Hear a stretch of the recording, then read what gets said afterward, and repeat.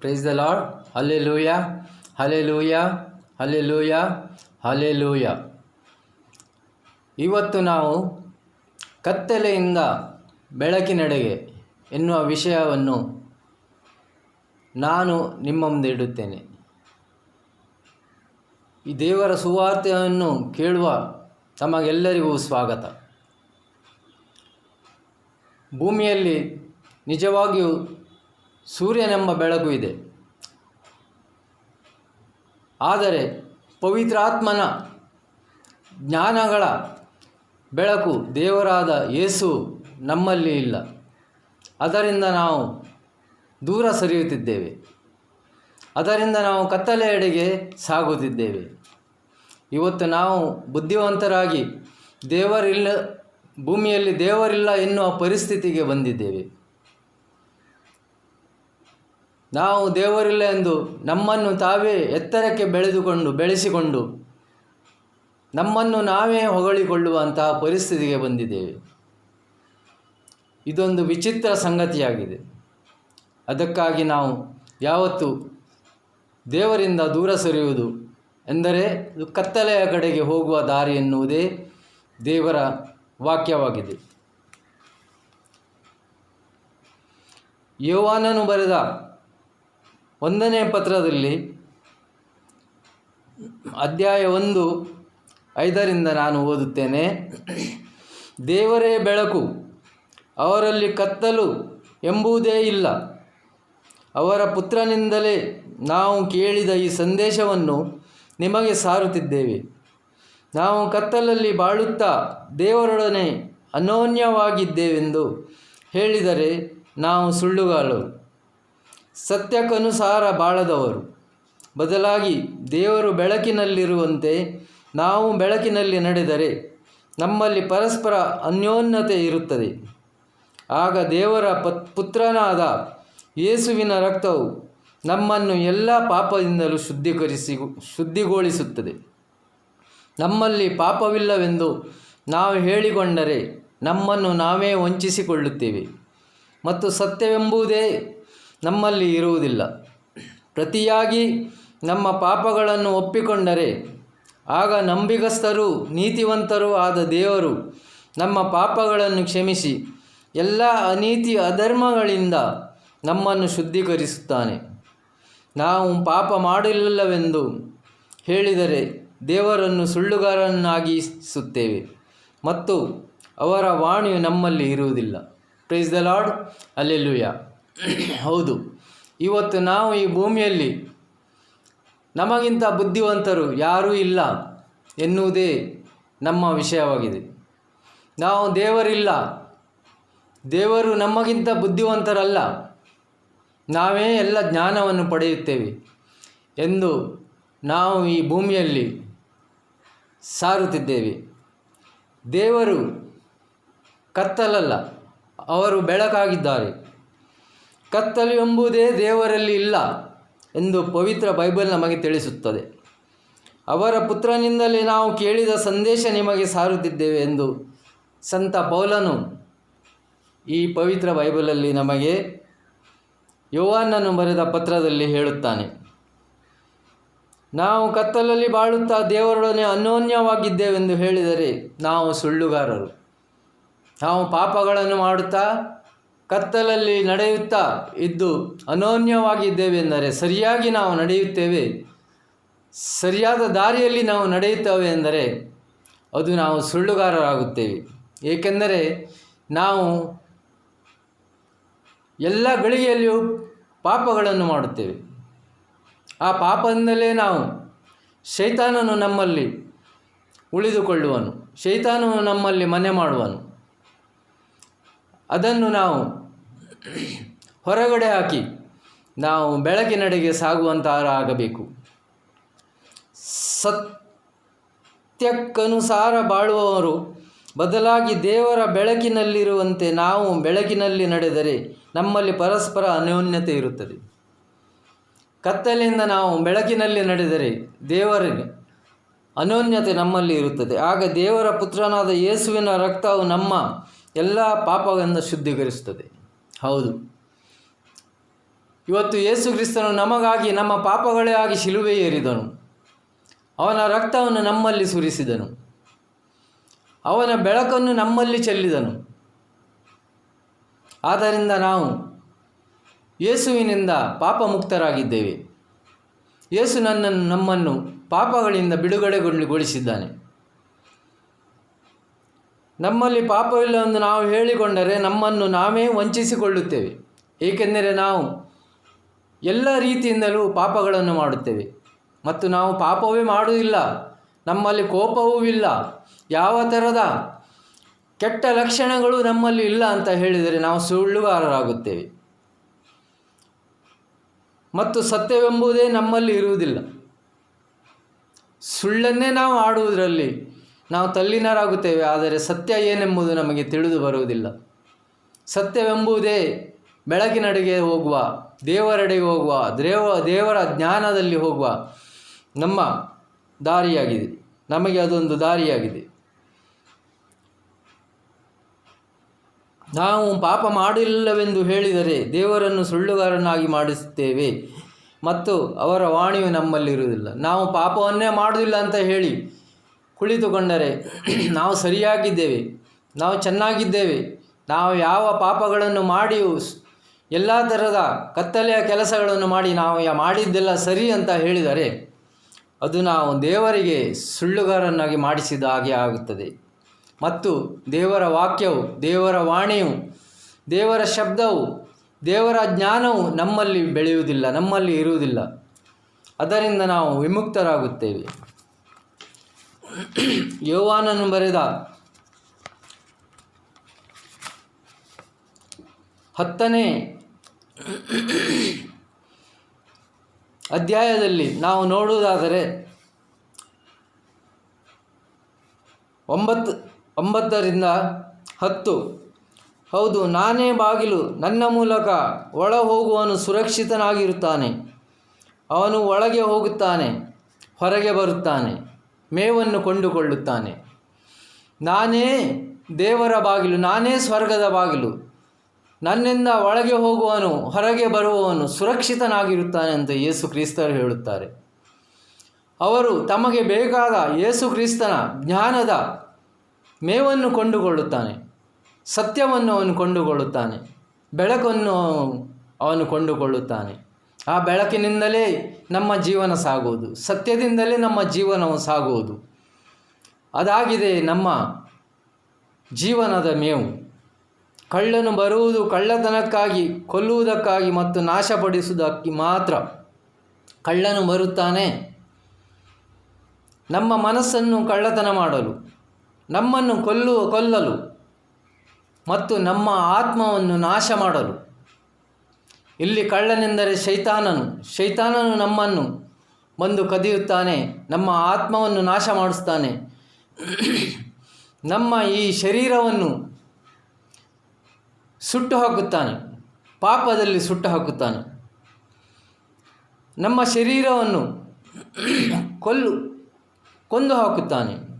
ಆದರೆ ಯೇಸು ಕ್ರಿಸ್ತರು ಬಂದಿದ್ದರು ಜೀವ ನೀಡಲು, ಯಥೇಚ್ಛವಾಗಿ ನೀಡಲು. ಯೇಸು ಕ್ರಿಸ್ತರು ಭೂಮಿಗೆ ಇಳಿದರು ಅವರು ನಮಗೆ ಜೀವ ಕೊಡಲು, ನಮ್ಮ ರಕ್ಷಣೆ ಮಾಡಲು, ನಮ್ಮನ್ನು ಪಾಪದಿಂದ ಕ್ಷಮಿಸಲು, ನಮ್ಮನ್ನು ಪಾಪದಿಂದ ಸತ್ಯದೆಡೆಗೆ ಕೊಂಡೊಯ್ಯಲು ಅವರು ಶಿಲುಬೆಯನ್ನು ಏರಿದರು. ಅವರ ರಕ್ತವನ್ನು ಸುರಿಸಿದರು. ಅವರ ಹೃದಯದಿಂದ ಬಂದ ನೀರು ನಮ್ಮ ಪಾಪಗಳನ್ನು ತೊಳೆಯಿತು ಮತ್ತು ನಮ್ಮನ್ನು ಪವಿತ್ರತನದ ಸ್ಥಾನಕ್ಕೆ ಅವರು ಏರಿಸಿದರು. ಇದನ್ನು ನಾವು ಮರೆಯಬಾರದು. ಏಕೆಂದರೆ ದೇವರೊಬ್ಬರೇ ಬೆಳಕಿನೆಡೆಗೆ ಹೋಗುವ ದಾರಿ. ದೇವರು ಮಾತ್ರ ಬೆಳಕು, ಯೇಸು ಕ್ರಿಸ್ತರು ಮಾತ್ರ ಬೆಳಕಾಗಿದ್ದಾರೆ. ನಮಗೆ ಯಾವ ರೀತಿಯ ಭೂಮಿಯಲ್ಲಿ ಬೆಳಕು ಸಿಕ್ಕಿದರೂ ಅದು ನಮ್ಮ ಜ್ಞಾನದ ಬೆಳಕಲ್ಲ, ಯೇಸು ಕ್ರಿಸ್ತರಾದ ಆ ಬೆಳಕಲ್ಲ, ಜೀವನ ಕೊಡುವ ಬೆಳಕಲ್ಲ. ಅದು ನಮಗೆ ಕತ್ತಲೆಯ ಎಡೆಗೆ, ಸುಳ್ಳುತನದೆಡೆಗೆ, ಕಳ್ಳತನ ಮಾಡೋ ಎಡೆಗೆ, ನಮ್ಮನ್ನು ಬೇರೆ ಎಲ್ಲ ಕಷ್ಟದ ಕೆಲಸ ಮಾಡುವ ಎಡೆಗೆ ನಮ್ಮನ್ನು ಕೊಂಡೊಯ್ಯುತ್ತದೆ.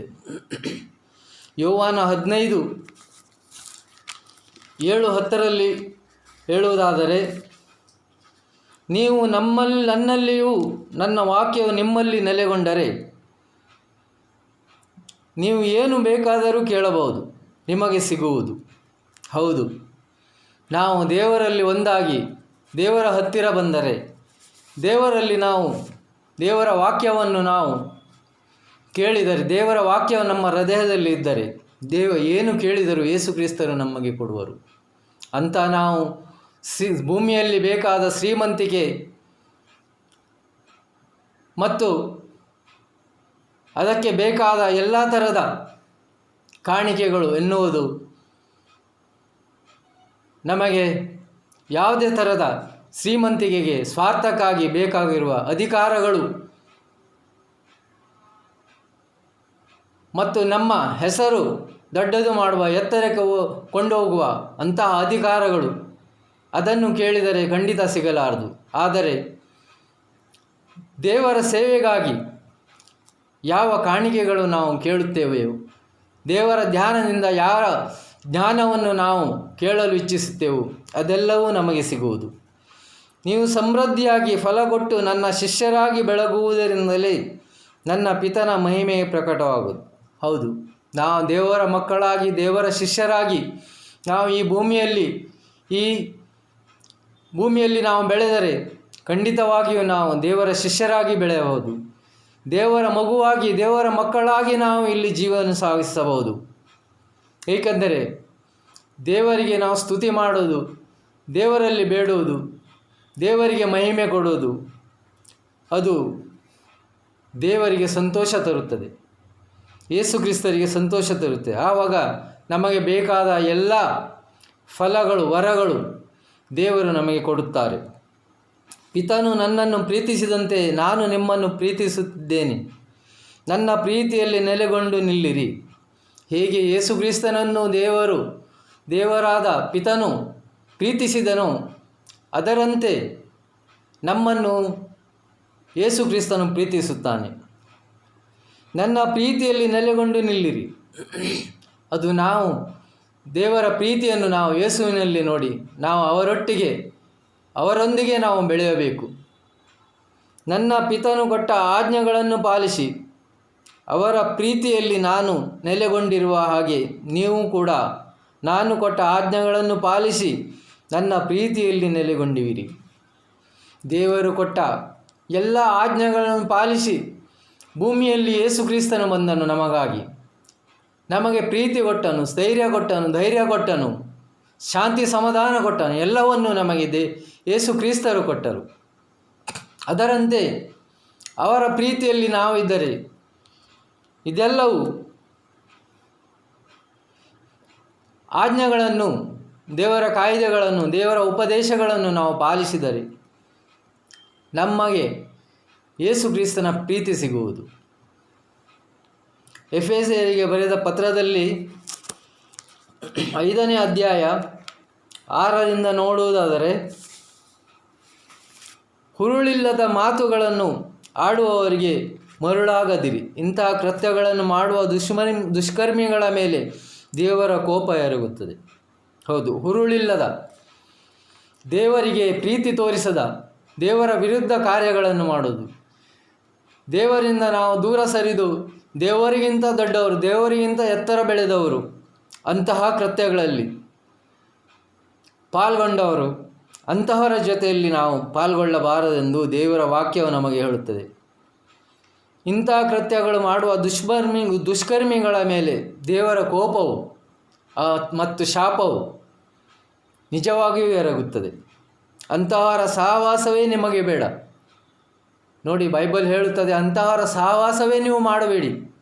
ಅಂತಹ ಸಹವಾಸ ಮಾಡಿದರೆ ನಿಮಗೆ ಕತ್ತಲೆಯೆಡೆಗೆ ಕೊಂಡು ಹೋಗುತ್ತದೆ, ಬೆಳಕಿನೆಡೆಗೆ, ಯೇಸುವಲ್ಲಿಗೆ, ಅದು ಸ್ವರ್ಗದ ರಾಜ್ಯಕ್ಕೆ ನಮ್ಮನ್ನು ಕೊಂಡು ಹೋಗುವುದಿಲ್ಲ.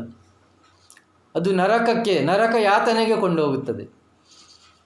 ಅಂತಹ ಪರಿಸ್ಥಿತಿಯು ನಮ್ಮಲ್ಲಿ ಈಗ ಈ ಭೂಮಿಯಲ್ಲಿ ಬಂದುಬಿಟ್ಟಿದೆ. ನೀವು ಹಿಂದೊಮ್ಮೆ ಕತ್ತಲಮಯವಾಗಿದ್ದೀರಿ, ಈಗಲಾದರೂ ಪ್ರಭುವಿನಲ್ಲಿ ಬೆಳಕಾಗಿದ್ದೀರಿ.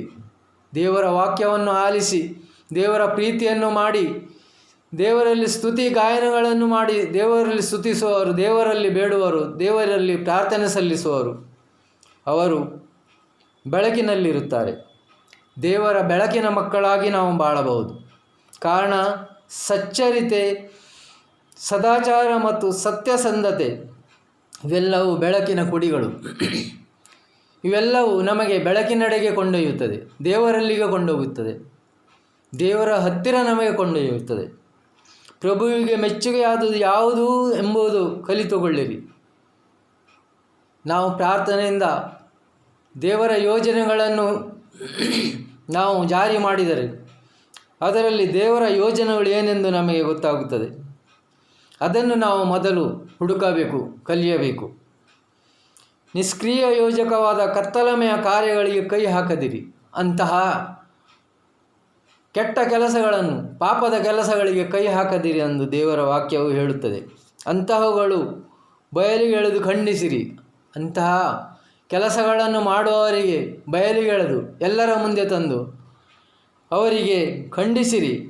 ಆ ಜನರು ಗುಟ್ಟಾಗಿ ಮಾಡುವ ಕೃತ್ಯಗಳು ಹೇಳುವುದಕ್ಕೂ ಅವಮಾನಕರವಾದವು. ಅಂತಹ ಕೆಲಸಗಳನ್ನು ಮಾಡುವವರು ಅವರು ದೇವರ ಮುಂದೆ ಅವರಿಗೆ ಬರುವುದು ಅವಮಾನಕರವಾದುದು. ಅಂಥವರಿಂದ ದೂರವಿರಿ ಎಂದು ದೇವರ ವಾಕ್ಯವು ನಮಗೆ ತಿಳಿಸುತ್ತದೆ. ಇಬ್ರಿಯರಿಗೆ ಬರೆದ ಪತ್ರದಲ್ಲಿ ಅಧ್ಯಾಯ 10 26-21 ನಾವು ನೋಡುವುದಾದರೆ, ನಾವು ಸತ್ಯವನ್ನು ಅರಿತವರಾದ ಮೇಲೂ ಬೇಕಾಗಿ ಪಾಪಗಳನ್ನು ಮಾಡುತ್ತಲೇ ಇದ್ದರೆ ಪಾಪ ಪರಿಹಾರಕ್ಕೆ ಇನ್ನೂ ನಮಗೆ ಬೇರೆ ಯಾವ ಬಲಿಯೂ ಇರುವುದಿಲ್ಲ.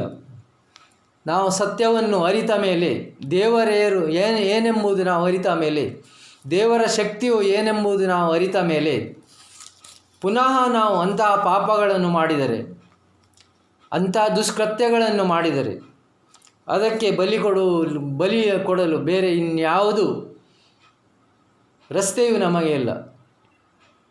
ಏಕೆಂದರೆ ಯೇಸು ಕ್ರಿಸ್ತರೇ ಬಂದು ನಮಗಾಗಿ ಬಲಿಪಶುವಾದರು, ನಮಗಾಗಿ ರಕ್ತ ಸುರಿದರು, ನಮ್ಮ ಪಾಪಕ್ಕಾಗಿ ರಕ್ತ ಸುರಿದರು, ಅವರು ನಮ್ಮನ್ನು ಕ್ಷಮಿಸಿದರು.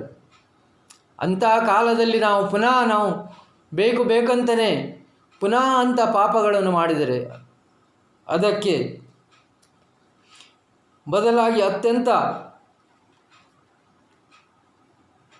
ನಮಗೆ ಪಾಪ ಪರಿಹಾರಕ್ಕೆ ಇನ್ಯಾವುದು ಶಕ್ತಿಯು, ಯಾವುದು ದಾರಿಯೂ ನಮಗೆ ಸಿಗುವುದಿಲ್ಲ.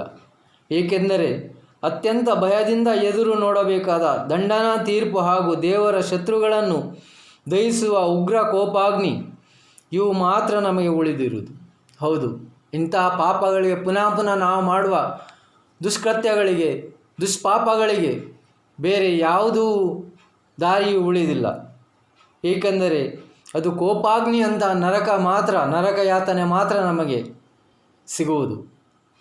ಇದು ನಮಗೆ ದೇವರಿಂದಲೇ, ಯೇಸು ಕ್ರಿಸ್ತನಿಂದಲೇ ಸಿಗುವುದು. ಏಕೆಂದರೆ ಸೈತಾನನು ಇಂತಹ ಕೆಲಸ ಮಾಡುತ್ತಾನೆ ಮತ್ತು ಸೈತಾನನು ಈ ಕೆಲಸಗಳನ್ನು ಮಾಡಲು ನಮಗೆ ಸಹಕರಿಸುತ್ತಾನೆ. ಏಕೆ? ಸೈತಾನನು ಕತ್ತಲೆಯವನಾಗಿದ್ದಾನೆ. ದೇವರ ಬೆಳಕಿಂದ ಎಳೆದುಕೊಂಡು ಹೋಗಿ ನಮ್ಮ ಮನಸ್ಸನ್ನು ಕತ್ತಲೆಗೆ ದೂಡಿ ಅವನು ಇಂತಹ ದುಷ್ಕೃತ್ಯಗಳನ್ನು ಮಾಡಿಸುತ್ತಾನೆ. ಮೋಶೆಯ ಆಜ್ಞಾವಿಧಿಗಳನ್ನು ಉಲ್ಲಂಘಿಸಿದವನು 2 ಅಥವಾ 3 ಸಾಕ್ಷಿಗಳನ್ನು ನೀಡುವ ಸಾಕ್ಷ್ಯದ ಆಧಾರದ ಮೇಲೆ ಕರುಣೆಯಿಲ್ಲದೆ ಮರಣದಂಡನೆಗೆ ಗುರಿಯಾಗುತ್ತಾನೆ. ಮೋಶೆಯ ಕಾಲದಲ್ಲಿ 2 ಅಥವಾ 3 ಜನರು ಇಂತಹ ಪಾಪಗಳಿಗೆ, ದುಷ್ಕೃತ್ಯಗಳಿಗೆ ಸಾಕ್ಷಿ ಬಂದು ಅವರಿಗೆ ಮರಣದಂಡನೆ ಸಿಗುತ್ತಿತ್ತು. ಆದರೆ ದೇವಪುತ್ರನನ್ನು ತುಚ್ಛೀಕರಿಸಿದವನು, ತನ್ನನ್ನು ಶುದ್ಧೀಕರಿಸಿದ ಹಾಗೂ ಒಡಂಬಡಿಕೆಯನ್ನು ಸ್ಥಿರಪಡಿಸಿದ ರಕ್ತವನ್ನು ತೃಣೀಕರಿಸುವವನು, ವರಪ್ರಸಾದವನ್ನು ತರುವ ಪವಿತ್ರಾತ್ಮನು ಅವರನ್ನು ತಿರಸ್ಕರಿಸಿದವನು ಎಂತಹ ಕ್ರೂರ ದಂಡನೆಗೆ ಗುರಿಯಾಗುತ್ತಾನೆಂದು ನೀವೇ ಯೋಚಿಸಿ ನೋಡಿ. ಹೌದು, ದೇವರು ನಮಗಾಗಿ ರಕ್ತವನ್ನು ಸುರಿದರು, ನಮಗಾಗಿ ಶಿಲುಬೆ ಏರಿದರು, ನಮ್ಮ ಪಾಪಗಳಿಗಾಗಿ ಶಿಲುಬೆ ಏರಿದರು, ನಮ್ಮನ್ನು ಎಲ್ಲ ಪಾಪದಿಂದ ನಮ್ಮನ್ನು ಕ್ಷಮಿಸಿದರು, ಎಲ್ಲ ಥರದ ಪೀಡೆಯಿಂದ ನಮಗೆ ರಕ್ಷಿಸಿದರು. ಅಂತಹ ಯೇಸು ಕ್ರಿಸ್ತನ ಪವಿತ್ರ ಆತ್ಮಕ್ಕೆ ನಾವು ತಿರಸ್ಕರಿಸುವವನು ಖಂಡಿತವಾಗಿಯೂ ಕ್ರೂರ ದಂಡನೆಗೆ ಗುರಿಯಾಗುತ್ತಾನೆಂದು ಪವಿತ್ರ ಬೈಬಲ್ ನಮಗೆ ಹೇಳುತ್ತದೆ. ಏಕೆಂದರೆ ಪವಿತ್ರ ಆತ್ಮನನ್ನು ತಿರಸ್ಕರಿಸುವವನಿಗೆ ಕ್ಷಮೆಯೇ ಇಲ್ಲ ಎಂದು ಈ ಬೈಬಲ್ ನಮಗೆ ತಿಳಿಸಿಕೊಡುತ್ತದೆ.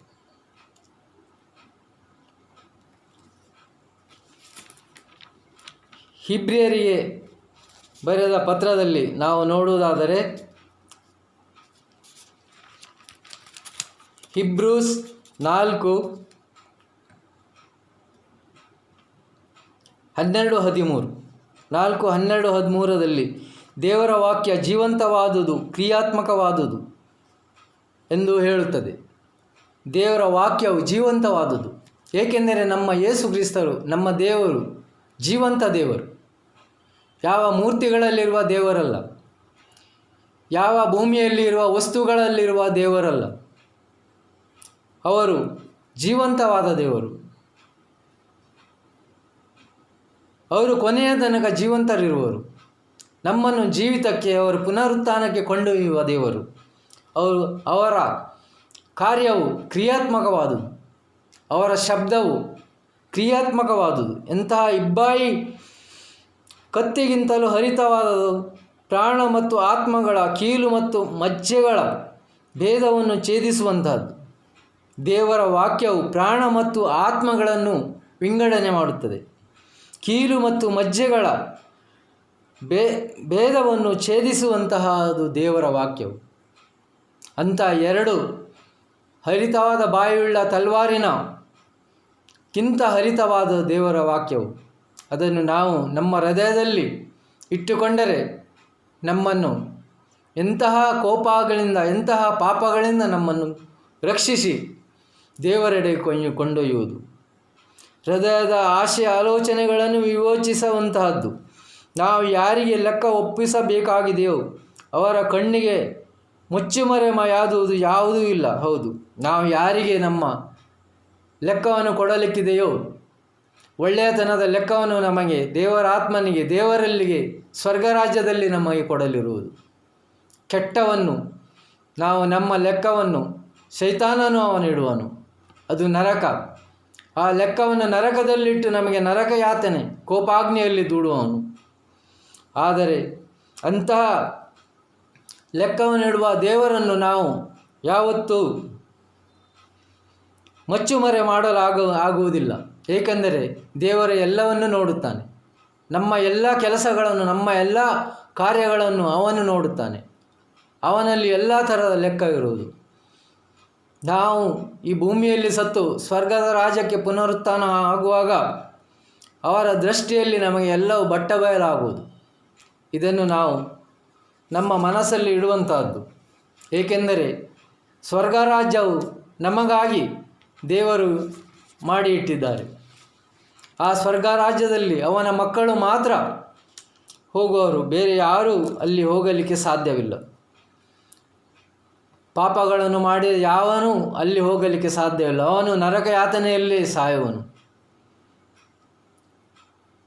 ಶ್ರೀಮಂತ ಮನುಷ್ಯನು ಇವತ್ತು ತನ್ನನ್ನು ತಾನೇ ದೇವರೆಂದುಕೊಳ್ಳುತ್ತಾನೆ. ಅಂತಹವರಿಗೆ ಒಂದು ಸಣ್ಣ ಸೂಜಿಯ ಬಾಯಿಂದ ಕೂಡ ಪಾಸಾಗಲು ಅವರಿಗೆ ಆಗುವುದಿಲ್ಲ. ಅಂತಹ ಪರಿಸ್ಥಿತಿಯು ದೇವರಲ್ಲಿ ಇರುತ್ತದೆ. ಆದರೆ ದೇವರಿಗೆ ಎಲ್ಲವೂ ಸಾಧ್ಯ. ದೇವರ ಎಲ್ಲವನ್ನೂ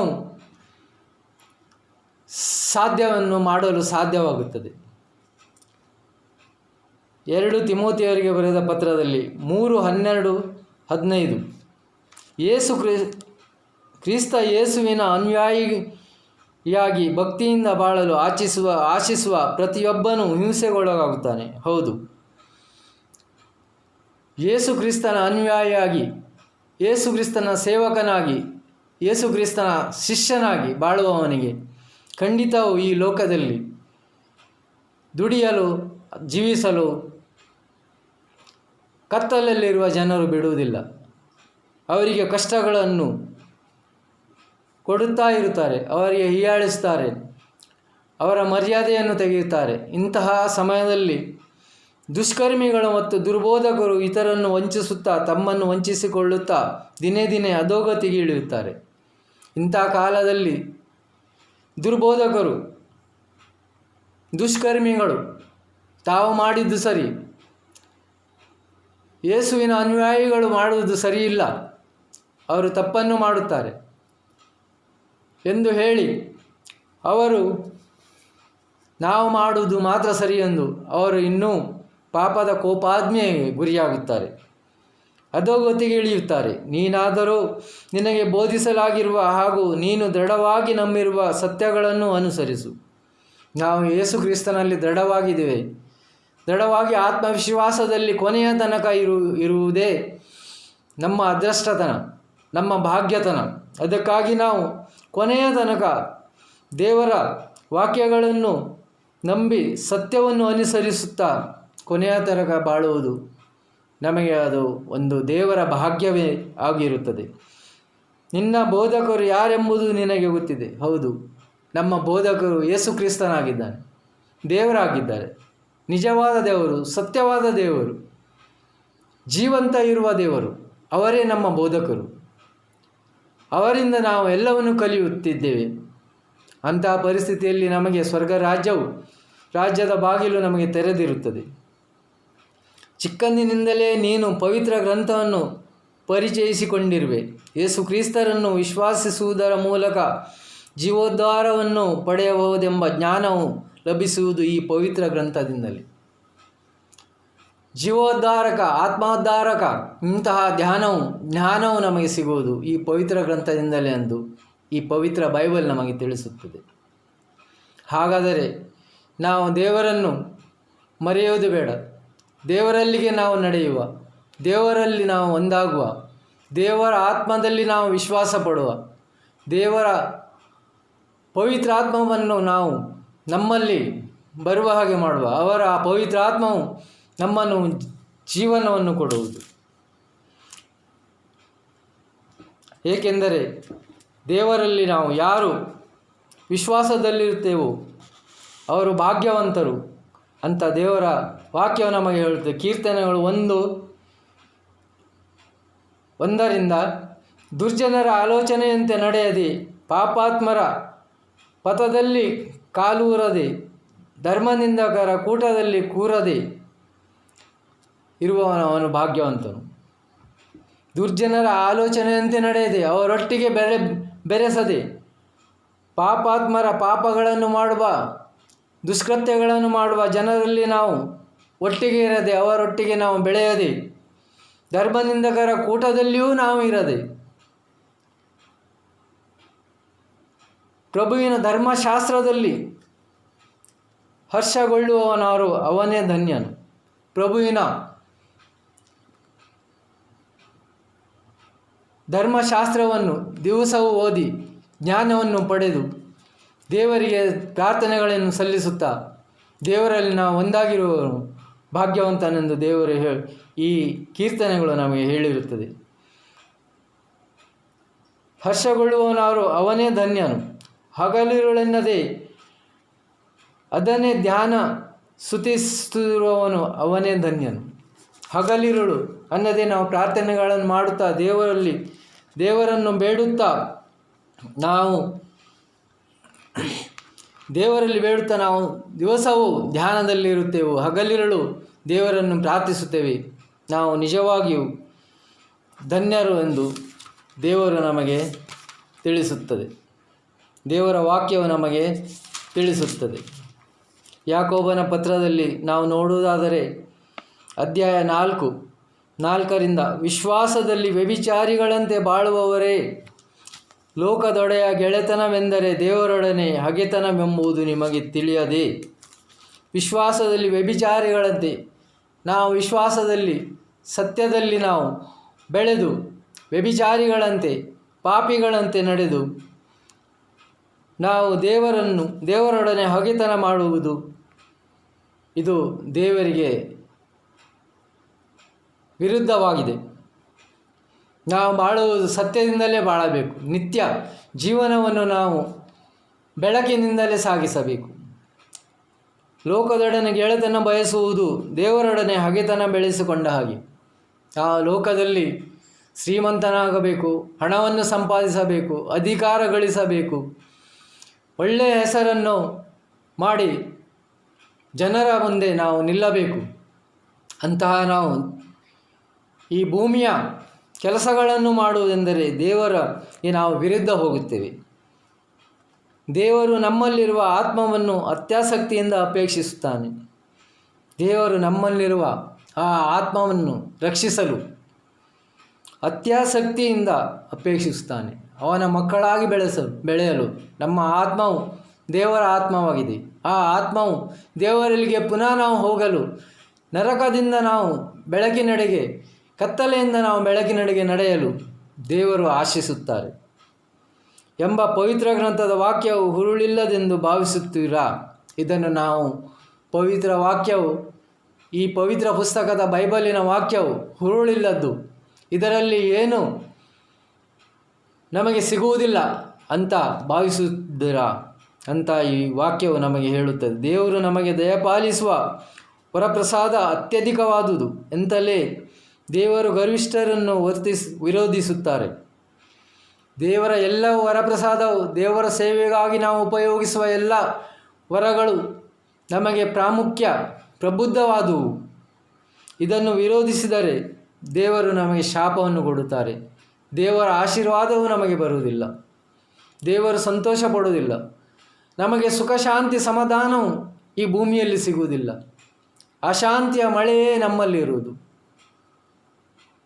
ಅಧರ್ಮದ ಮಳೆಯೇ ನಮ್ಮಲ್ಲಿ ಸುರಿಯುವುದು. ದೀನದಲಿತರಿಗೆ ಕೃಪಾರನ್ನು ಅನುಗ್ರಹಿಸುತ್ತಾರೆ ಎಂದು ಲಿಖಿತವಾಗಿದೆ. ದೇವರು ಗರ್ವಿಷ್ಠರನ್ನು ವಿರೋಧಿಸುತ್ತಾರೆ, ದೀನದಲಿತರಿಗೆ, ಬಡಬಗ್ಗರಿಗೆ, ಪಾಪಗಳಿಂದ ದೂರ ಇರುವವರಿಗೆ ಇದು ದೇವರ ಕೃಪೆಯು ಅನುಸರಿಸುತ್ತದೆ.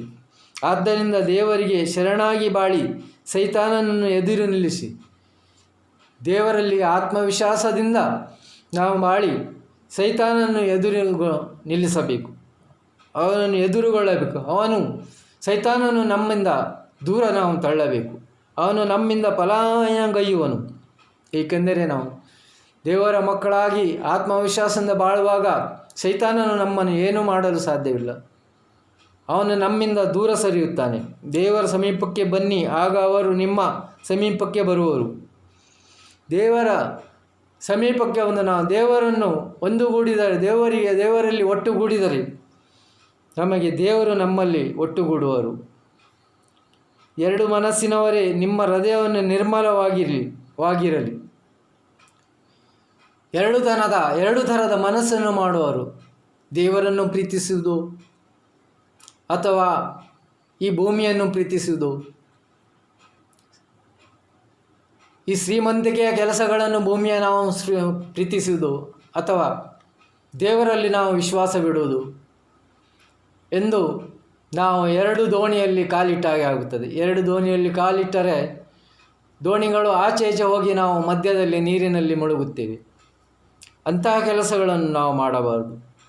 ಆವಾಗ ನಮಗೆ ಮುಕ್ತಿಯೂ ಸಿಗುವುದಿಲ್ಲ, ದೇವರ ಜ್ಞಾನವೂ ಸಿಗುವುದಿಲ್ಲ. ದೇವರಿಂದ ನಾವು ದೂರ ಸರಿಯುತ್ತೇವೆ. ನಮ್ಮ ಮನಸ್ಸು ಚಂಚಲವಾಗಿ ಈ ಭೂಮಿಯಲ್ಲಿ ಇರುತ್ತದೆ. ದೇವರಲ್ಲಿ ನಾವು ಒಟ್ಟುಗೂಡಬೇಕು, ದೇವರಲ್ಲಿ ನಾವು ಒಂದಾಗಿ ಬಾಳಬೇಕು. ಆವಾಗ ನಮಗೆ ಮುಕ್ತಿಯು ಸಿಗುವುದು. ಯಾಕೋಬನ ಪತ್ರದಲ್ಲಿ ನಾವು ನೋಡುವುದಾದರೆ, ಯಾಕೋಬ 1:19-22, ಸಹೋದರರೇ, ಇದನ್ನು ನೆನಪಿನಲ್ಲಿಡಿ, ನಿಮ್ಮಲ್ಲಿ ಪ್ರತಿಯೊಬ್ಬನು ಆಲಿಸುವುದರಲ್ಲಿ ಚುರುಕಾಗಿ, ಮಾತನಾಡುವುದರಲ್ಲಿ ದುಡುಕದೆ, ಸಿಟ್ಟುಗೊಳ್ಳುವುದರಲ್ಲಿ ಸಾವಧಾನವಾಗಿ ಇರಲಿ. ನಾವು ನಮ್ಮ ಕೆಲಸಗಳಲ್ಲಿ ದುಡುಕದೆ, ಮಾತನಾಡುವುದರಲ್ಲಿ ಸಿಟ್ಟುಗೊಳ್ಳದೆ ನಾವು ಈ ಭೂಮಿಯಲ್ಲಿ ಜೀವಿಸಬೇಕು. ಏಕೆಂದರೆ ಇದೆಲ್ಲವೂ ದೇವರ ಕೃಪೆಗೆ ವಿರುದ್ಧವಾದುದು. ನಿಮ್ಮ ಹೃದಯದಲ್ಲಿ ದೇವರು ನೆಟ್ಟಿರುವ ವಾಕ್ಯವನ್ನು ನಮ್ರತೆಯಿಂದ ಪರಿಗ್ರಹಿಸಿ, ಇದು ನಿಮ್ಮನ್ನು ಜೀವೋದ್ಧಾರ ಮಾಡಬಲ್ಲದು. ದೇವರು ಕೊಟ್ಟ ಎಲ್ಲ ವಾಕ್ಯಗಳು ನಾವು ನಮ್ಮ ಜೀವನದಲ್ಲಿ ಅಳವಡಿಸಿ ನಮ್ಮ ಆತ್ಮವನ್ನು ದೇವರಿಗೆ ಸಲ್ಲಿಸಿ ಸಮರ್ಪಿಸಿ ನಾವು ಈ ಭೂಮಿಯಲ್ಲಿ ಜೀವಿಸುವುದಾದರೆ, ನಮ್ಮ ಜೀವನವನ್ನು ಸಾಗಿಸುವುದಾದರೆ ನಮಗೆ ಒಂದು ದಿನ ಮುಕ್ತಿಯು ಸಿಗುತ್ತದೆ. ನಮ್ಮ ಜೀವನ ಉದ್ಧಾರವಾಗುವುದು ಅಂತ ಪವಿತ್ರ ಬೈಬಲ್ ನಮಗೆ ಹೇಳುತ್ತದೆ. ಅದಕ್ಕಾಗಿ ನಾವು ಕತ್ತಲೆಯಿಂದ ಬೆಳಕಿನೆಡೆಗೆ ಸರಿಯುವ, ದೇವರ ವಾಕ್ಯವನ್ನು ನುಡಿದು ದೇವರಲ್ಲಿ ಪ್ರಾರ್ಥನೆ ಮಾಡಿ ಸದಾ ನಮ್ಮನ್ನು ಶಾಂತಿ ಸಮಾಧಾನದಿಂದ ಇಡಲು ದೇವರನ್ನು ನಾವು ಬೇಡಿಕೊಳ್ಳುವ, ದೇವರಲ್ಲಿ ನಾವು ಪ್ರಾರ್ಥಿಸುವ. ನಮ್ಮನ್ನು ಎಲ್ಲ ಥರದ ಕಷ್ಟ, ರೋಗ ರುಜಿನಗಳಿಂದ, ಎಲ್ಲ ಪಾಪಗಳಿಂದ ನಮಗೆ ಕ್ಷಮಿಸಿ ನಮಗೆ ಮುಕ್ತಿ ಕೊಡು. ನಮ್ಮನ್ನು ಕ್ಷಮಿಸು. ನಮ್ಮ ಎಲ್ಲ ದುರಾಭ್ಯಾಸಗಳನ್ನು, ಸೈತಾನನ ಕತ್ತಲೆಯ ಎಲ್ಲ ಕೆಲಸಗಳನ್ನು ನಮ್ಮಿಂದ ದೂರ ಪಡಿಸಿ ನಮ್ಮನ್ನು ಮುಕ್ತಿಗೊಳಿಸು. ನಮಗೆ ಶಾಂತಿಯಿಂದ ನಿಮ್ಮನ್ನು ನಾವು ಸ್ವೀಕರಿಸುವ ಹಾಗೆ ಮಾಡು ಎಂದು ನಾವು ದೇವರಲ್ಲಿ ಬೇಡಿಕೊಳ್ಳುವ. ನನ್ನ ಹತ್ತಿರವಿರು ಓ ಯೇಸುವೆ, ನಾನಿನ್ನನ್ನು ಬಿಟ್ಟು ಬಾಳಲಾರೆನು. ನನ್ನ ಹತ್ತಿರವಿರು ಓ ಯೇಸುವೆ, ನಾನಿನ್ನನ್ನು ಬಿಟ್ಟು ಬಾಳಲಾರೆನು. ಕತ್ತಲೆಯ ಸಮಯದಿ ಬೆಳಕಾಗಿರು, ಮರಣದ ಸಮಯದಿ ಜೀವವಾಗಿರು. ಕತ್ತಲೆಯ ಸಮಯದಿ ಬೆಳಕಾಗಿರು, ಮರಣದ ಸಮಯದಿ ಜೀವವಾಗಿರು. ನನ್ನ ಹತ್ತಿರವಿರು ಓ ಯೇಸುವೆ, ನಿನ್ನನ್ನು ಬಿಟ್ಟು ಬಾಳಲಾರೆನು. Hallelujah, hallelujah, hallelujah, hallelujah, hallelujah, hallelujah, hallelujah, hallelujah. Praise the lord, praise the lord. Hallelujah, hallelujah, amen. ಪಿತನ, ಸುತನ ಮತ್ತು ಪವಿತ್ರಾತ್ಮನ ನಾಮದಲ್ಲಿ ಆಮೆನ್.